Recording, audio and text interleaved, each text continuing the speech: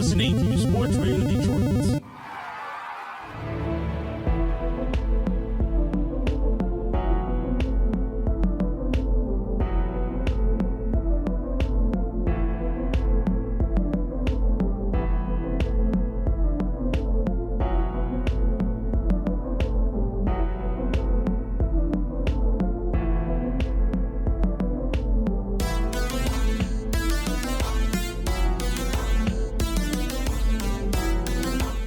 Hello, and welcome back to Grave Discussions.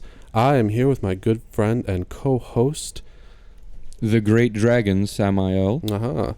And I am Barnabas. And welcome back, all you beautiful, treacherous listeners, to episode number 22, where we're going to be giving our discussion and review of a new horror film, Unfriended, Dark Web.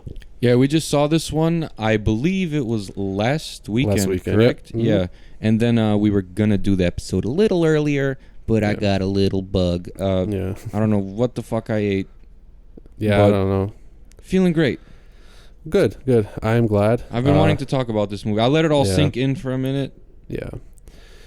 I mean, I definitely have, probably not that much of a different opinion as I did, when I left the movie, but, But I still want to talk about it for sure, especially because it's the hot horror movie out now. But we apologize for the delay, guys, but there's nothing we can really do about it. But we are here now, and we're going to be following up with another episode in just a few days. But yeah, the wait is worth it, trust me. Today's episode is going to be really good, actually. Yes. So we're going to start off, as always, by giving a shout out to our incredible hosts, Sports Radio Detroit. Yes, the greatest radio network, podcast, anything to ever exist. Of all time. And we would know because we've been here since all of time. So, shout out to them. You can find them on social media, on Facebook and Instagram. Just look up Sports Radio Detroit, and then you can find them on Twitter at Sports Radio DET. So thank you to them. We're going to start off, as always, with some news for you guys from the horror community. This one is probably my Oh, man, favorite. I was so happy about this because, dude... Okay, so apparently Buffy the Vampire Slayer is getting a little TV show reboot. Yeah. And I think it's going to be on Fox. So yeah, I'm pretty excited because, for me, Buffy and Angel and all that, the free cable, horror stuff is the best because us being 90s people for the most part, I think that's one of the main reasons we're excited. I don't think a lot of newer kids and shit are excited for this, but people who watched this originally are pretty geek. Yeah, I mean, I know mostly people our age know about the show. I don't know about a younger audience, but I feel it's still pretty out there in terms of pop culture. It's pretty cheesy and shit, though. so, That's I don't know if people would relate to watching it now, but I mean, I still watch it. I don't give a fuck. Oh yeah, no, I love the show a lot. Remember that one episode with those 4 or whatever, gray floating dudes, those old men in the suits. Yeah. That shit honestly gave me nightmares as a kid. That episode is incredible. No, the one that gave me fucking nightmares is when Buffy, she was sick and she was in the hospital and this demon was sucking the life out of children and only if they're sick. And I remember the scene where he takes out 2 of his tubes and sticks it on a kid's eyes and starts draining their life. I remember that when I was a kid. That shit fucked with me. I had nightmares about that. That's brutal for a show that's on regular fucking cable. It really is, yeah. Public access shit. So. Kids were just dying and shit. Dude. Yeah, honestly, and the creature effects and stuff were actually scary for that time. So they were really good. But yeah, I'm glad. The man himself, Joss Whedon, is coming back to executive produce this show, along with a bunch of other people, and it is going to be a new version, and it says that it will be contemporary, building on the mythology of the original. So I'm assuming there's going to be a lot of changes in how the special effects are presented. I think they're going to CGI slay the fuck out of it. Yeah, that's my worry about it, especially with it being on Fox. That's all they do, and it's super noticeable CGI usually, on those networks. So I don't know. But it also says the plan at this time is for the new Slayer to be African American, which is whatever. Yeah. I welcome that change for sure, because it's always been, I don't know if it's going to fuck with, you know, the whole character of who the Slayer is supposed to be. But obviously there's different Slayers, but if it's supposed to be like Buffy the Vampire Slayer, then I don't know if it would make a lot of sense, especially if they're trying to make her Buffy. But that's like a whole other topic. I don't want to get into it right now. Yeah, I don't care. But I don't really care, yeah. Hey, whatever to piss off the racists. Who gives a shit? Yeah, but I mean, you know, I welcome the change for sure. I'm interested to see like how the characters are going to be developed and presented, and mostly the effects. Because Buffy was like this suburban white chick, you know, and she was just like... That I think that was, you know, this whole like... I don't know, like reverse type of thinking and shit, you know, because normally you probably wouldn't be like the preppy, you know, like kind of ditzy, like blonde suburban teenage girl, right? Now it's cheerleader probably, and shit. Now it's probably going to be like a, you know, like educated, tough, like a. It's probably going to start off in like college, because high school. Let's be real. High schoolers can't fight vampires if they fucking exist. That's fucking ridiculous. Well, she is supposed to be like, you know, the chosen one person, but didn't Master break her? Like, I remember Master fucked her up. Yeah, that's true. Yeah, because that's, you know, they had to do that. That's how it is in these stories. Like the hero has to come in, you know, kind of confident, and then just get fucking their face smashed, and then they like work hard and they overcome it at the end. Like, that's how it is. Because every hero has that Vegeta from Dragon Ball Z complex in every movie. This one is going to be the same. Like, we already know. Like, I can fight this demon. No, you fucking can't. Right. But I don't know. So I'm really excited for that one. I don't know. I'm just excited to see where this whole thing is like gonna go. I don't know if it's going to maintain the same story or everything, but I don't really give a shit about that. Like, as long as they have Xander and, you know, everyone else on there. Yeah, I mean, I think they're going to approach it, like, with completely new characters, but hopefully those characters still exist, like, if it's in the same, you know, universe or whatever. But we'll see. On another note, we talked about this movie fairly recently, but the Crow reboot apparently is no longer gonna be happening. Yeah, because Momoa was like, I'm good. Yeah, he ended up like not wanting to do it. I think they were having like some kind of creative differences, him and I believe the director, Corin Hardy. And so that seems kind of petty to me. Like, yeah, who cares if you? He seemed excited to do it. I mean, it's like, bro, I know you got like creative differences, and like, you know, you have to like, you're like, I guess the director has to be able to like. Well, no, he's not supposed to be able to anything. You're supposed to. He tells you who to be, and you give your version of that. Like, what more are you trying to chime in on? You're an actor. I mean, that's how actors at those high levels are, though. Like, some of them, you know, like they really think that because of their popularity, they get to kind of like, you know, direct themselves almost and shit. Like, that's fine if you're the actual director and you're starring in it, but yeah, like Kevin if you're Smith, not, like, but if you're not, then I think that's a really douchey thing. I think direction. that's fucking douchey. Yeah, I think so too. I mean, I don't give a fuck how good you are. Like, if I was a big time Hollywood actor, I'm trying to help.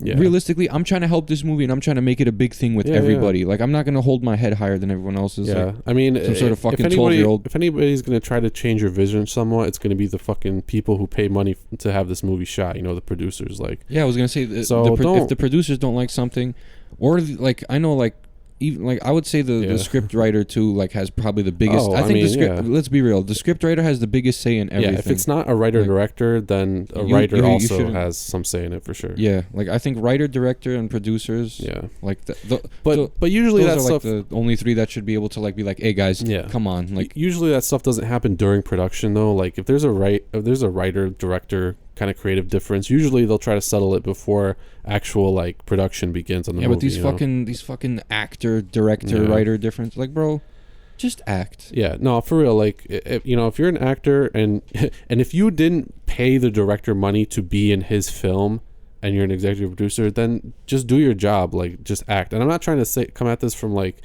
as a director myself, but I mean, I think anybody with basic like knowledge of how the film industry works should understand that. That's like I get employed at like a Wendy's and I try to tell the manager how to do his job.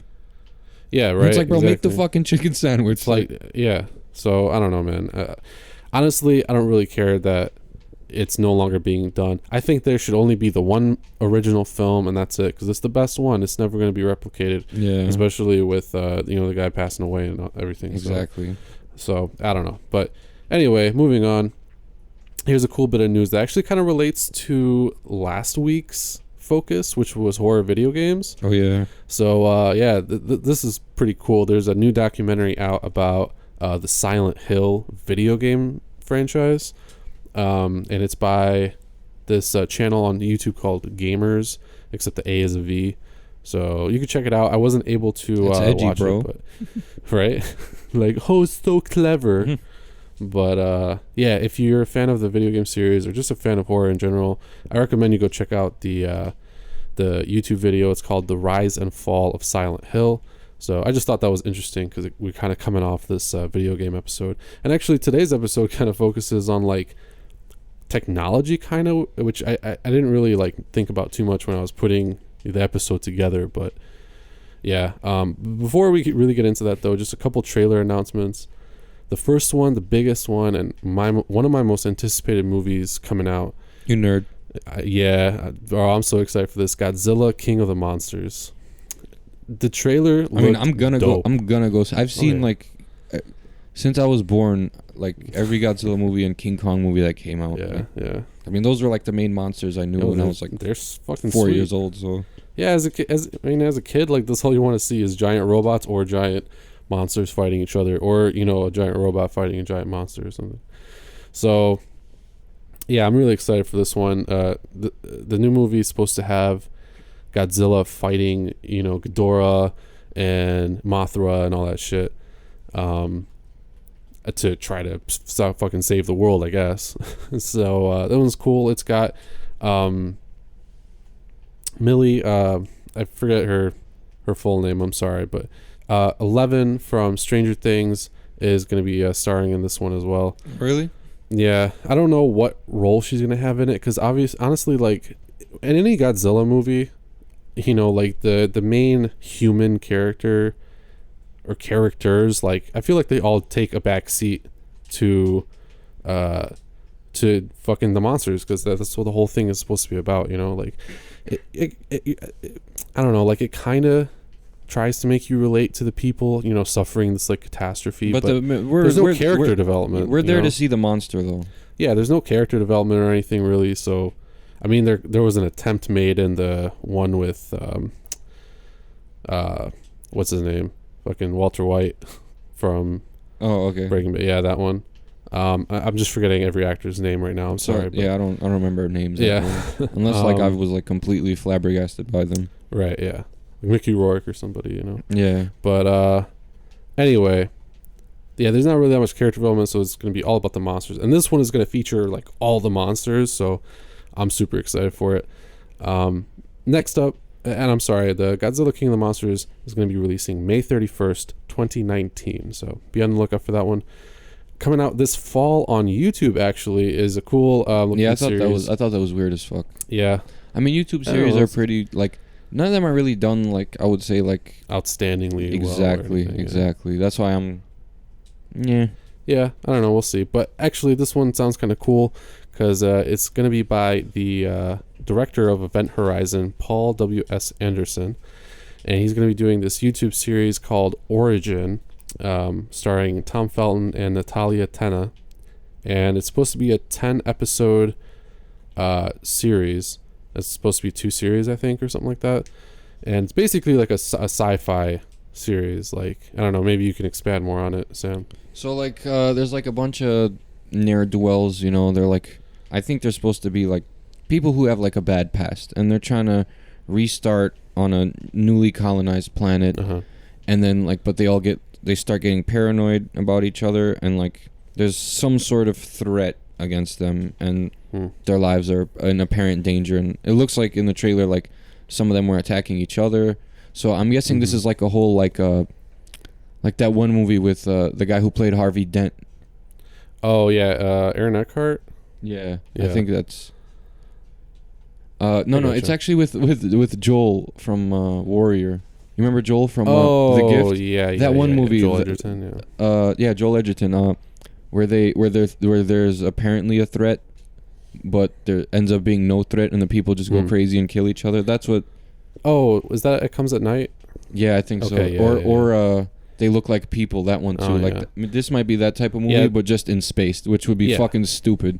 I mean, I don't know. Sci-fi stuff can be like really hit or miss. You know. I mean, the only sci-fi part about this would be like them going into space. Well, but like, you know what I'm saying? I mean, it's all different planet. If they end up just killing each other over paranoia, then it's like one of those. Drama. It's just a fucking thriller. It's So I don't know. We'll see, but I'm kind of interested about it because I actually really liked Event Horizon. That one actually featured like a lot more sci-fi elements. It was set in the future and everything, but it was a really good like psychological but also like really gory body horror movie. So if he brings any of like that to Origin, I think it could be really cool. But last up is a movie called What Keeps You Alive. What Keeps You Alive is going to be coming out in limited theaters and on streaming platforms and video on demand August 24th, 2018. It stars Hannah Emily Anderson and Brittany Allen, who portray a married couple who goes out like to a cabin or something like that, and then like they turn on each other. Yeah, it looks like one of them's hunting the other because she was like, I know these woods well. Right. She wasn't a redneck, but you know, like that sounds like something a redneck would say. I know these woods like the back of my hand. Like, so it's like just a female couple, like, and one of them, I guess, goes batshit crazy and starts hunting the other one. I wonder if it's going to be any kind of like high tension type shit, you know, because it's kind of like the vibe it was giving off almost. I didn't even think about that. Yeah, you're right. Yeah. I mean, that fucked with me. Yeah, me too, bro. But I mean, I don't know. I guess we'll see. It definitely looks like it's going to be kind of a more psychological sort of thing because the one chick is just portrayed as absolutely like fucking bonkers. Yeah, she's out of her fucking mind. Yeah, I mean, I don't know the other one too, but so I think it's going to be like a cool kind of survival type movie, and it actually looks pretty like bloody. So I'm excited to see it, and August 24th for that one. Moving on though, we're going to get into our main three segments, and they're all kind of connected by this technology theme, and you guys will know what we're talking about once we discuss these movies. And the first one's going to come in a little segment we like to call the Cult Corner. So this week's Cult Corner is about a film released in 1981, a gem by Eric Weston, called Evil Speak. Yeah, and this was like big in like it sounds weird. It was big in small circles. Yeah. It was banned in a few countries. Mm-hmm. Like the UK, was it, where they were just fuck this movie. Yeah, it was. It's because of the ending when he started decapitating everyone. Yeah, Spoiler it was pretty alert. fucked up. Yeah. But they don't know who it was, but yeah, the movie was labeled as a video nasty in the UK. Which are always like really cool movies I think to find because literally it was like so like fucking blasphemous to people that it got banned basically. It wasn't on like the level of like Dead Alive, but it was still like it was still pretty like fucked up. It was still pretty bloody, honestly. Like I wasn't expecting it, you know, given like most of the movie, but it had like super 80s cheese. Like there was like the character development was like, I don't know, it was just really like dense. I thought for the main character, I thought for the main guy, it was pretty good. It was all right. It was, but he did. Like I think the cheesy, like the cheesiness just made it seem like he really wasn't in dismay. Yeah. You know, like the way he was acting.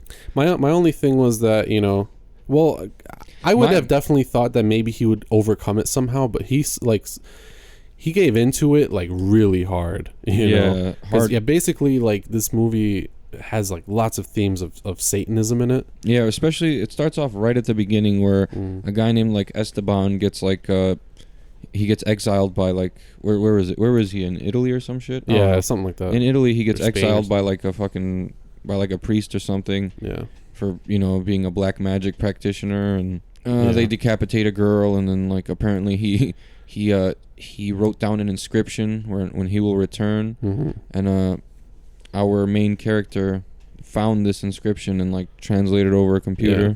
Stanley Cooper Smith. Yeah, he's like a bullied kid at this military academy or something like that, I think, and they end up in this like big church where all this like terrible satanic shit happened, and yeah. Like you were saying, he like finds this text and he translates it through a computer. You know, it's their fault though, like not just for bullying him, but like if they never sent him to be a fucking lackey there, like he would never have found that computer. No, that's true. Yeah, and he wouldn't have been able to find those They definitely brought it on themselves. Yeah, everyone kind of did big time. It kind of sucked how, like, I mean, you kind of feel for him, even though the acting is kind of me, but you kind of feel for him, like, because, like, he'll get bullied, and then, like, at the end of him being bullied, like, one of the superiors would come up, what are you doing? You're supposed to be the he would always get shit on, like, that's how it was. That's how it was in the 80s. Like, everybody shit on you. It didn't matter if you were, like, a loner or if you had like an actual condition or some shit. They'd be like, hey, get your ass up, you know, and like, what are you doing? Because they were cool with the fucking, you know, bad kids, basically, because they would like sell them weed or, you know, like blackmail them or so, you know, whatever. Yeah, you know, that's how it was. It was fucked up.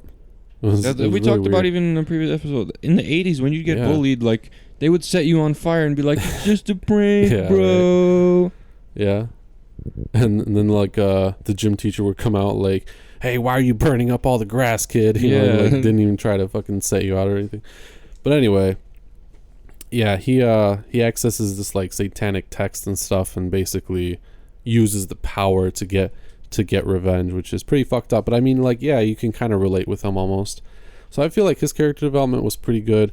Yeah, the whole like technology aspect behind it was definitely like prominent.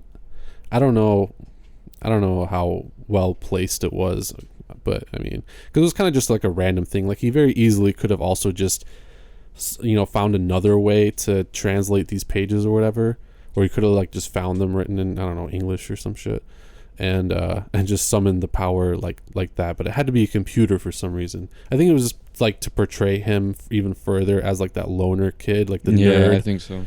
Yeah, like, oh, well, I guess if he's going to do it, it might as well just be through a computer because it's like his only friend or whatever, you know? Yeah. So that was kind of interesting, you know? I feel like it's kind of atypical to, like, how we experience technology in, like, every other horror movie.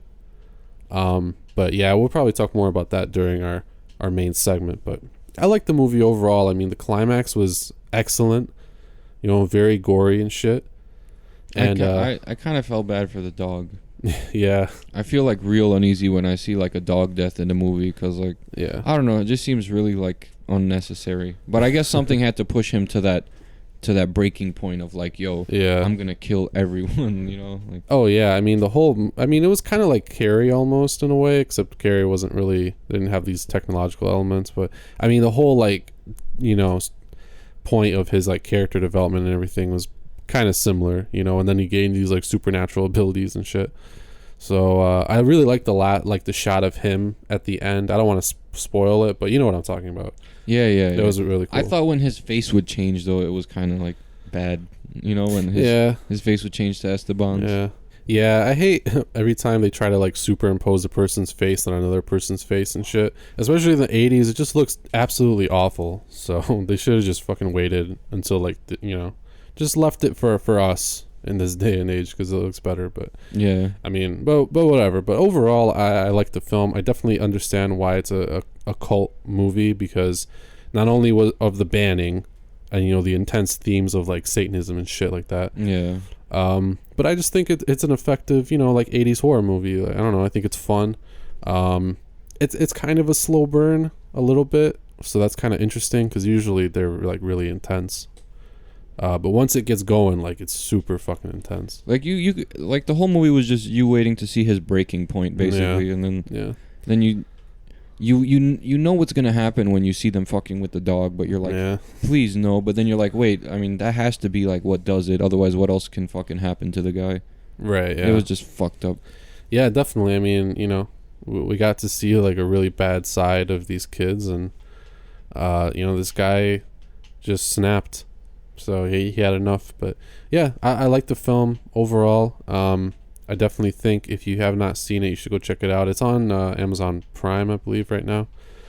So yeah, I don't really have any more thoughts. I think it was done effectively. You know, I definitely understand why it was banned, but you know, whatever. I don't understand. Cause dude, people in back in that day were. But it is America, all right. Freedom of religion is an apparent thing. Well, it was banned in the UK though. Fuck the UK. I'm just playing. Yeah, they still have a monarchy, so the Queen probably saw it. You know, she was like, blasphemy, and they just fucking banned it. They're going against Christ. Right. So I don't know, man, but yeah, people back in that day were really stingy, especially about religious shit too. So whatever, but I don't know. That's really kind of all I have to say about it. Do you have any more final thoughts on Evil Speak? I think this is a movie like you gotta get drunk and eat Cheetos Puffs on a Friday night to enjoy this. This is one of those like pull it off the shelf at a video store accidentally and then realize that you found gold type movies. Yeah, for sure. Also, final thought: do you realize that the main bully, the guy Bubba, was fucking what was it, Bill on That 70s Show? It's the same guy. It's Bill? Yeah, Don Holy Stark. Holy shit! No fucking way. Yeah, bro. He looked like he was oh, Bob. I'm sorry. Yeah, Bob. Yeah. I forgot the name, but yeah, I know who you meant. Yeah, Don is fucking dead. It's the same fucking dude. It's crazy. He was born in 1954, so he was like 30 something by. No. Because this movie was what, 80? 81. Yeah. 27. So yeah, it's crazy. And then That 70s Show was like nice. He really fucking changed. Yeah, big time. Not his face quite as much. If you never told me that, like I would have never fucking known. I just like randomly thought about it. I was like, yo, wait. Is that fucking Bob from That 70s Show? How'd you even come to that? I don't know. conclusion? Like, I just, because he had a lot of these like close-up shots on his face. And I just kind of, sort of realized it, especially when he smiled. That was the big thing for me. Like, when he smiled, it looks exactly like the same fucking person, Damn, I got to rewatch it. Holy fuck. Yeah, I know. It's pretty crazy. But, yeah, overall, enjoyed the film. But now we're gonna move on to our main discussion here, and the thing that I think technologically speaking we need to talk about the most is Unfriended Dark Web. We just saw it last weekend, and we're gonna give you guys a review. It's been like a week, so I feel like if you haven't seen it yet, you're probably not gonna go see it. So you probably are not that interested in this review anyway. So I'm just gonna fucking give spoilers. I don't really care. Yeah, I don't give a shit. So. Right off the bat, I'm going to say that was a weird ass day. We had a really super weird experience. Oh man, we got to talk about this. So the we were on our way to the movie theater, right? Barnabas is driving, and we stop at a red light, and we're waiting. It turns green, and there's just 10 seconds of like silence. No cars were moving. No one was doing anything. So he starts beeping. He beeps like 5 times. It was silent for another 10 seconds, and then everybody passed. There was no emergency vehicles.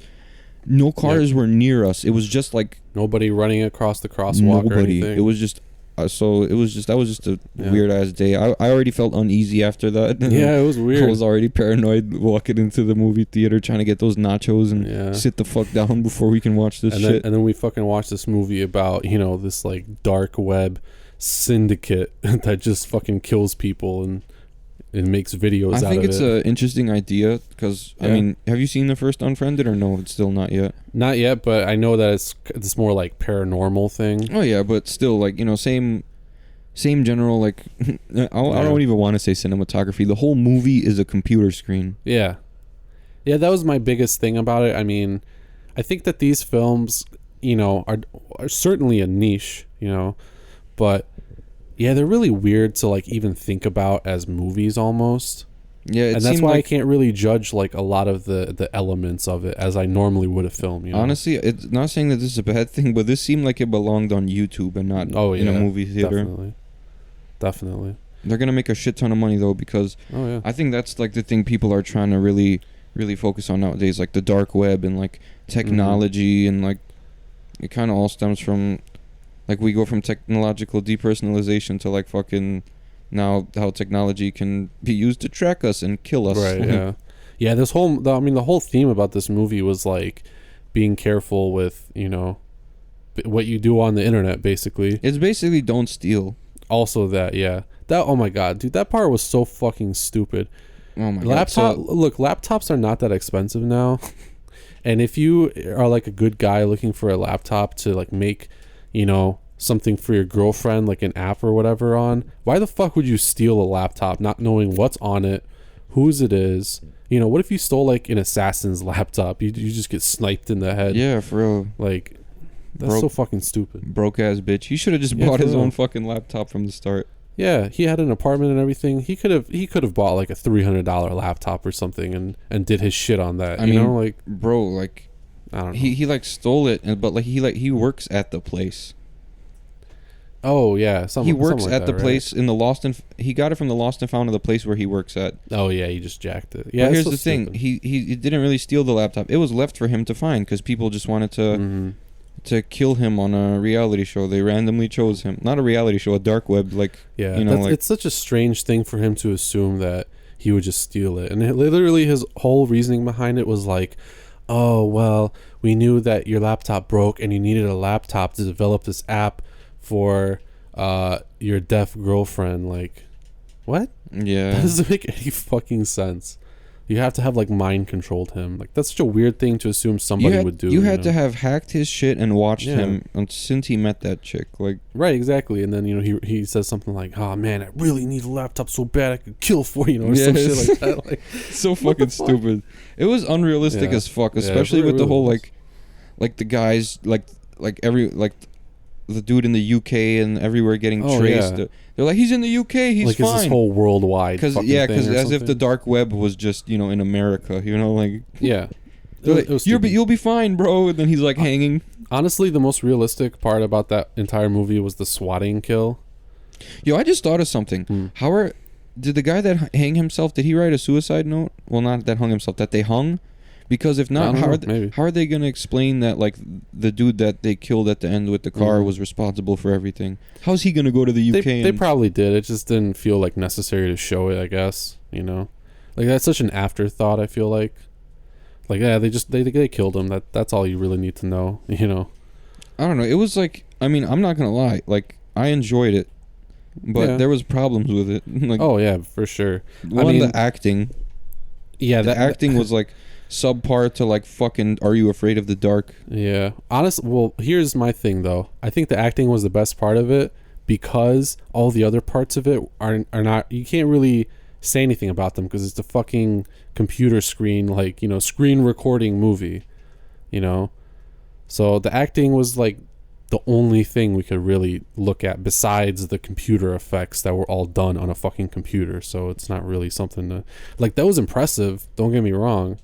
I don't know if I could put something like that together with all the, extra, like, special effects that they have, like CGI and shit, but I just didn't like I didn't like the twist. Oh, we wanted you to find this laptop. Yeah, it was kind of dumb. And then, like, the guy who said, yo, if they find out you stole my laptop, they're gonna have my ass. But, like, in the meantime, that never was real. I really wish it was, though. I feel like that would be more interesting. It would be, because then they'd be going after him and shit too, and then they'd have to, like, work together almost or something. Like, I feel like that would be more interesting than just copping out and being like, haha, we were on you the whole time. Like, that's, I don't know. It just feels kind of cheap to me. And at the end of the movie, like, his deaf girlfriend gets, like, snuck up on in a warehouse or whatever. Yeah, it's basically like, if Anonymous were killers. Exactly. But also, the whole, like, girlfriend part, literally the only reasoning behind her being deaf was the end where we see, her not being able to hear somebody behind her and then she gets clocked or whatever. Yeah. There was really no other point. I mean, the guy obviously took the laptop because he was trying to do something for her, basically, so they could communicate better. But that just felt so cheap. Like, why even make her deaf? Just learn fucking sign language and stop being a fucking douchebag. Right, exactly. She even told this guy, like, you didn't even go to the classes. He's like, yes, I went to the first one, and I was like, this sucks. Like, what kind of a douchebag are you? Yeah, then it's your own fault, So I don't know. That was kind of a weird part to me to even include. But there was a lot of, challenging, creative decisions. I feel like stuff that they just should have thought about maybe a little bit more to make things more concise, especially because this film was supposed to be, slightly more realistic than, the first one, obviously. But I don't know. That's just how I feel about that. But overall, the acting was meh, very average, but there wasn't really any cinematography to talk about. There wasn't really a fucking score because it was all just computer noises. It was like watching a real life, just people getting. It was like a snuff film, basically. I mean, I feel like the cool thing about it almost was that it did kind of take place in real time, which is always kind of an interesting concept to me personally. Yeah, it all happened like within the span of an hour and a half. They all just got fucking brutalized. Yeah, so that part was kind of interesting. It would have been weird if it was. Oh yeah, guys. By the way, but this is also another No Hope movie. Yeah, that was dumb. I read some of the reactions on Reddit to this movie, and a lot of people were mentioning that basically there wasn't really any like fighting back on the part of the protagonist. Like every minute, basically, it just got progressively worse for them. So why even fucking watch the movie if there's never any sense of hope for the protagonist? Like, that's kind of stupid. Like, at least have some hope, and then they get killed. Like, they come close to surviving, I guess. That's still kind of bad, because, like, you kind of know they're all going to die. Yeah, because... Like, they should have turned it around and have that dude from the UK, like, at the end of the movie, he should have, like, pulled himself down from the... I thought he was going to be, like, the main hero. No, I wanted for him to, like, pull himself down off the noose and show that it's fake and that he's behind all of it. Oh, like, shit, that would have been crazy. That should have been, like, alternate ending or some shit. That's, like, some Monster Project shit. Yeah, exactly. Yeah, that would have been cool.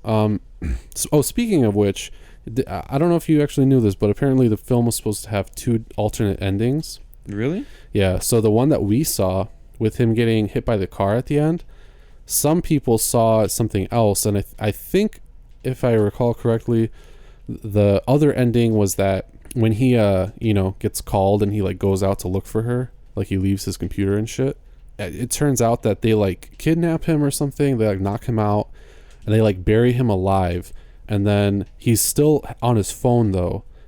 So what he sees is his girlfriend walking somewhere, and then she ends up being right on top of where he's buried, but she can't hear him or anything. Like, she doesn't know, what's going on. So it just ends with him like being buried alive or something and dying or some shit like that. She made it. Yeah, I think she survives the other one too, but yeah, so that's the ending. I kind of liked ours better, because honestly, when that happened to me in the theater, I was like, oh shit, because it kind of came out of nowhere. That kind of reminds me like what they wanted to do with Halloween Resurrection. They were going to release 3 endings and release them at different movie theaters and not tell anyone where, like, the different releases. Oh yeah. So that's what that kind of reminded me of. Yeah, that's not, if that really happened, like, yeah, it did, for real. Holy shit. So yeah, that's probably the coolest thing about this movie, although it still doesn't really matter since they all fucking die anyway. Yeah. Except the girlfriend. Like, that's it. Yeah, it's kind of stupid. Even in other, like, no hope ending type movies, there's usually at least some kind of, like, a struggle, and, the good guy maybe gets the upper hand or something, or we feel like they might, escape alive or some shit. But this movie, it doesn't have that. Literally, the whole movie just feels like a punishment, like... This is what happens if you fucking, steal shit and get involved with some, like, dark web shit. Because he did end up opening all that stuff up. Oh, yeah. He could have easily just signed out of those accounts, like, fucking, disabled Facebook notifications. He didn't have to deal with it. And he was just messaging, like, the other dudes that... Yeah. He kind of brought it on himself. Like, it was kind of his own fault, Like, he didn't need to do all that. Yeah. So, I don't know. I think... They could have went many ways with this movie. Yeah. Seems like a miss to me, like, almost. I think so. I mean, yeah, like you said, you still enjoyed it. Overall, I still enjoyed watching it, but oh yeah, it's fun to watch. Yeah, but it was kind of like a non-movie to me. So Same. I ended up giving it a 6 out of 10. I was going to give it like a fucking 7 out of 10. I was going to be generous because, like, it didn't like have any like cliches really, like, not too many. Right. Besides the whole everyone dies. Right. That's cliche, really cliche at this point now. Especially with these kind of movies. Because it's like as soon as a fucking computer gets involved, everybody just has to die. Like, they can't do anything about it, Yeah. It's kind of weird, but yeah, no, I have to be honest with my rating. It was a 6 out of 10. Yeah, if you haven't seen the first Unfriended, you don't really have to. I guess I would say if you're still in the market to see, like a movie this weekend or something, or like next weekend or whatever, this is probably a pretty good one to go see, just because it's kind of a cool theater experience. I mean, seeing that all like on the huge screen is kind of cool, but it kind of felt out of place a little bit. Yeah, I agree fully. I don't know, it just seemed like it should have been like a straight to Netflix thing, Yeah, kind of. I agree.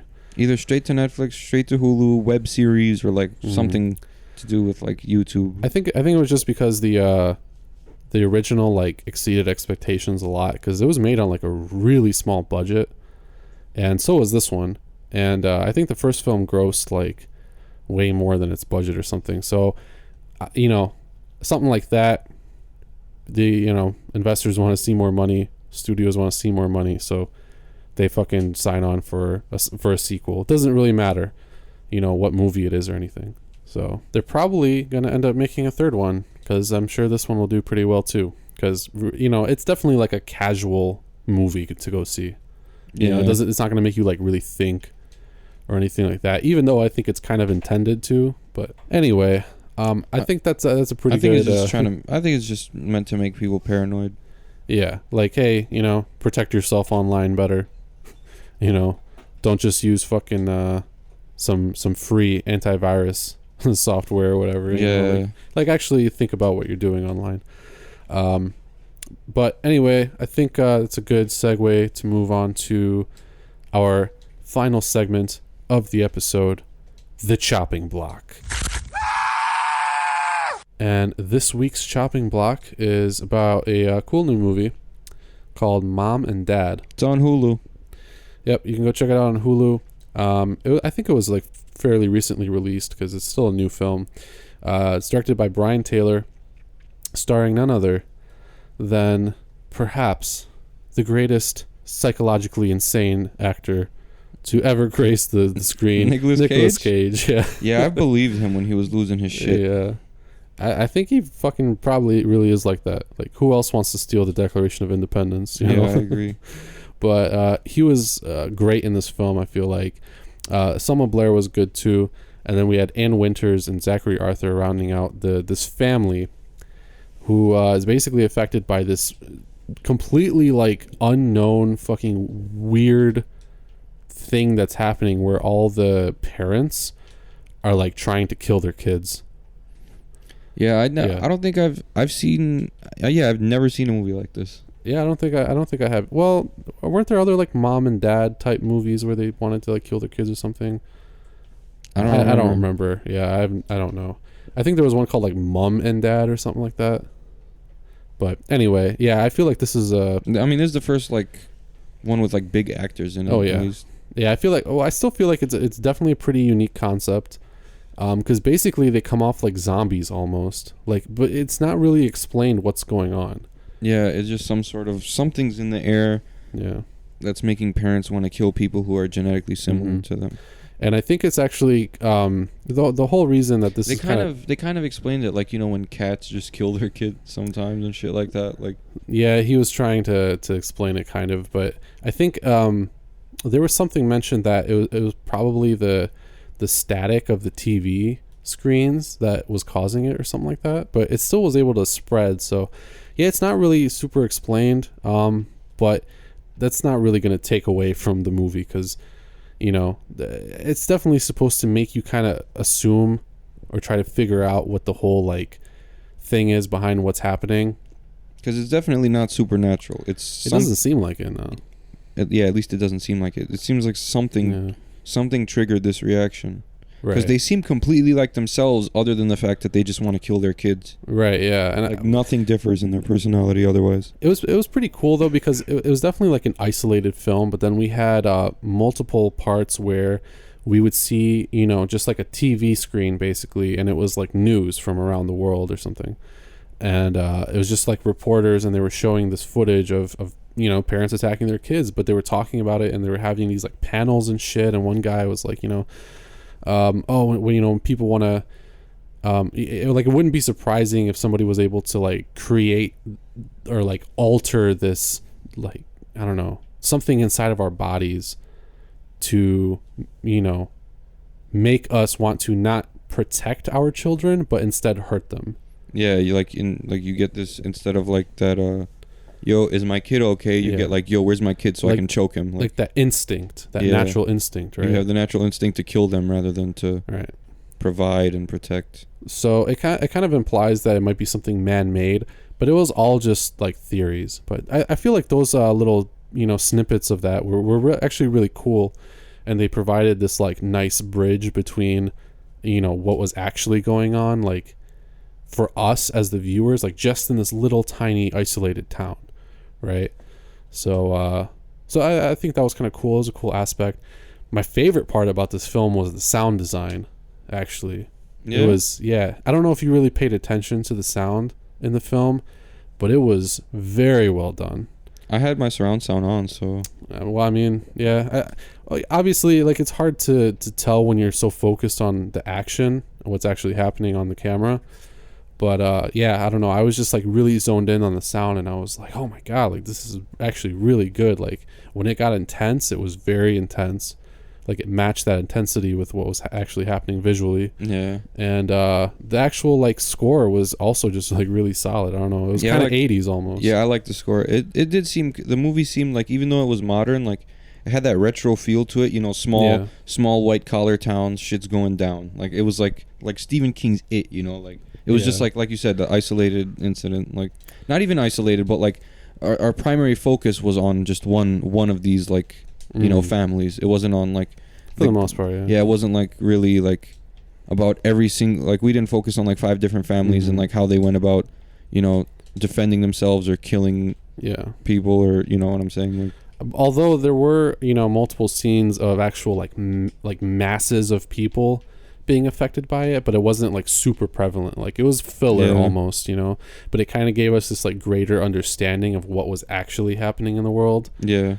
But then we were like able to focus on this family, which was kind of cool. Yeah. But I thought it was really effective actually. And Nicolas Cage was definitely the standout. I feel like, dude, his fucking acting was... He should get a fucking Oscar nomination for that. It wasn't over the top. I mean, it was over the top for a regular person. Like, if a regular person acts like that. Oh, yeah. The acting was... He acted perfect as an over-the-top person. That's what I meant to say. No, I know exactly what you mean, yeah. Like, as Nicolas Cage... you would expect it, you know. It's like, damn, I love Nicolas Cage. Not like if fucking I don't know, name any actor like Bradley Cooper or something was doing it. Yeah, you'd be like, what the fuck is wrong with him? Yeah, you'd think he's out of it, but with Nicolas Cage, like, I mean, no offense to him, he looks like he's gonna snap one of these days from all those fucking National Treasure films he did. Like, he's just had enough of that shit. But you could put him in any role, and I think he does really well. Oh yeah. I mean, I've never seen him like. In a bad role. Yeah, you saw that trailer for Mandy, right? Like, that looks dope. Like, he looks really good in that movie. I'm gonna be rooting for him. He's gonna get fucked up though. That's what's gonna suck. But I think he does in every. That's the thing with him. Like, he's always like enduring something in every movie that he's in. Like, there's always a it's never like a simplistic struggle either. He always has to like fucking. He like find the treasure. Right. You know what I'm saying? Like, it's not like shit that we would have to ever worry about. Yeah. Like evading the government and one he's like hunting a cult in one. Like, what the fuck? Like, what is this guy getting into, you know? Yeah. And Selma Blair was pretty good too, but she was kind of an afterthought, you know, behind Nicolas Cage. I mean, it was really like his performance just completely stole the show. And we only got to see it, you know, like that portion of his character, I guess, for like a limited time, but it was really good. Yeah. The whole like basement scene was excellent. Like, that was probably the best part of the movie. That was monologue basically. I liked when he snapped when he was talking about his youth and shit. Like, right. Yeah, it was really good. It wasn't horror though. Don't get us. This was a thriller movie. Yeah, I don't even really want to get into that because horror is like so broad now. But yeah, I feel like you could find ways to label it as horror, but yeah, it was definitely more of like this really high intensity thriller because it wasn't even really, I mean, there were some gory parts, but it wasn't crazy or anything. So it was just really like odd to think about what was happening. Like, that was really kind of it, you know? Yeah, I agree. But yeah, I don't know. Right now it has a 74% on Rotten Tomatoes. That's pretty good. Those old fucks aren't so fucking jaded now. Yeah, it's a really unique concept, so I completely understand why it would be split as to like people liking it or not, because I've heard a lot of people say it's stupid, but I really enjoyed it. So for me, this movie is not chopped. And what's your verdict, Semi? Yeah, it's not chopped for me either, but I'd like to see a follow-up because the ending, they kind of just left it at like a cliffhanger. Yeah, the ending was the worst part, and I don't want to spoil anything about it, but I think everybody kind of agrees that it was the worst part. Because it wasn't even, I mean, you know, it wasn't really even that much of a cliffhanger. It just felt like this weird cop-out that was trying to be like clever and edgy, and it just ended up confusing everybody. Like, literally, you know how, you know, there's some endings in horror movies and like psychological thrillers and shit that you're like, what the fuck just happened? That was stupid. And then somebody explains it to you and you're like, oh, okay. Yeah. But like, this one was just kind of like, it felt, I don't know, it just felt like unfinished. Yeah, like it really did. Like the camera ran out of battery at that point, and they were just like, it's good enough. Yeah, just throw it in there. You know, like fuck it, Nick. We don't even need you to say anything ever again. We're not even gonna make a sequel. Yeah, like that's it. We're done. Never gonna explain this. It's like I didn't fit in. You know what? They should leave it like that. Fuck it. I'll change my mind. Leave it like that. Make it its own movie. Then make people wonder what the fuck was that like for like the next 40 years. Right? Yeah. Everybody's gonna be talking about it. Like do what John Carpenter didn't. Like he sold the rights to Rick Rosenthal and continued Halloween. Don't sell the rights to this movie to Rick Rosenthal. Don't sell the rights to Rick Rosenthal. Definitely not to him specifically. Yeah. No, don't sell them to anybody. Yeah, nobody. Yeah, I think it's fine. Leave it. It had a shitty ending, but other than that, it was a good film, and I think that's what people need to just remember it as. We really don't need to expand upon this with 18 more sequels. Right. Yeah. Because eventually it's gonna be like everyone's in Washington D.C. and they're trying to find the cure. Like fuck that. Right. Eventually, there's just going to be a zombie thing where it's like, oh, if you don't have a dad, then he rises out of the grave and comes to get you or some shit like that. And then there's going to be one in space. Like, I don't want to see all that. You know. I did see a movie where kids attack, where parents attack their kids. Pet Sematary 2. Okay. Yeah, I mean that makes sense. I mean, it's definitely more of like a supernatural element. Yeah, this one definitely was like explicit. This one was like either a bug or some sort of frequency that was bothering these. Some kind of biological weapon or some shit. You know, I don't know. But yeah. Overall, I think you should definitely go check it out if you're looking for a cool movie. If you're looking for something that's like super gory or like, you know, has these crazy supernatural elements or something, this probably is not the one for you. But I think it's a pretty good like family horror movie, if that makes any sense. Yeah, you know? I agree. Like it's you know, it takes place in this small town. Shit just goes crazy, and then we're focused on these kids. You don't really end up caring about the kids like at all, but it's still a cool progression, and I think the whole like family element in this house is good. Honestly, I thought the mom was going to be able to overcome because she knew what was going on, but she still went back to her house to try it and like kill her kids. Because she was still experiencing that natural instinct of trying to protect them but she probably knew that she was just going to turn, so it was kind of stupid, honestly. I agree. That's kind of what did it for me. Like, why'd you go back if you knew you wanted to kill them? Yeah. To make sure my husband wasn't killing them, and if he needed my help, I was going to help him kill them. Like, what? Yeah, I mean, wouldn't it seem like she would have just gone back anyway, though? Because it looks like they just like seek their kids out no matter what. Yeah, like they just find them and they just have to kill them. So I don't know. Anyway, there were definitely some holes in the movie, but I feel like, you know, all the good parts kind of make up for that. So yeah, if you have Hulu, if you're looking for a movie to check out, go see Mom and Dad and let us know what you think. Hopefully you enjoy it. I would imagine that, you know, all of our like not chopped recommendations people have enjoyed, but yeah, let us know what you think. And that's really all I have for Mom and Dad. Yeah, that's all I have too. I mean, it was a well put together movie. The cinematography was great. The score was outstanding. Yeah. The acting from Nicolas Cage was fucking phenomenal. But the ending was blah. So I give it an 8 out of 10. Yeah, I think that's fair. I would probably give it like an 8.5, something like that. I think 8 is pretty well. Yeah. So it's pretty fair. Yeah, I agree with that. Yeah. It's a B-, because it's not like a masterpiece or anything, and I wouldn't even say it's like very, very, very good. No, it's good. Yeah, it is good. Like the first time you watch it, you're gonna be very intrigued, and you're gonna be like going, "What the fuck?" like a lot. But I don't know if it really has like a ton of rewatch potential.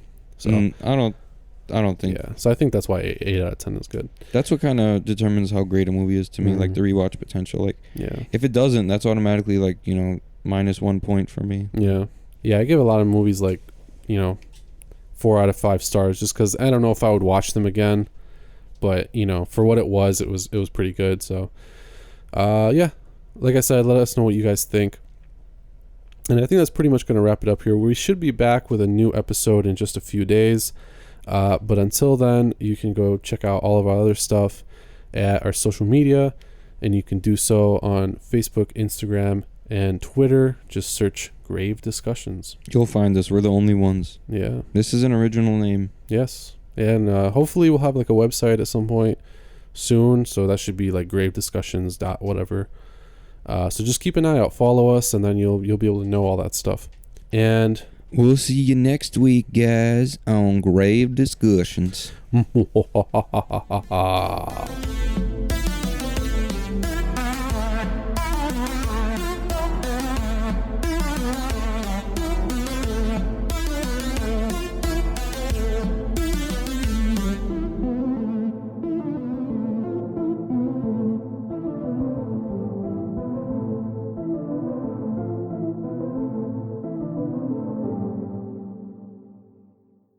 This has been an SRD production.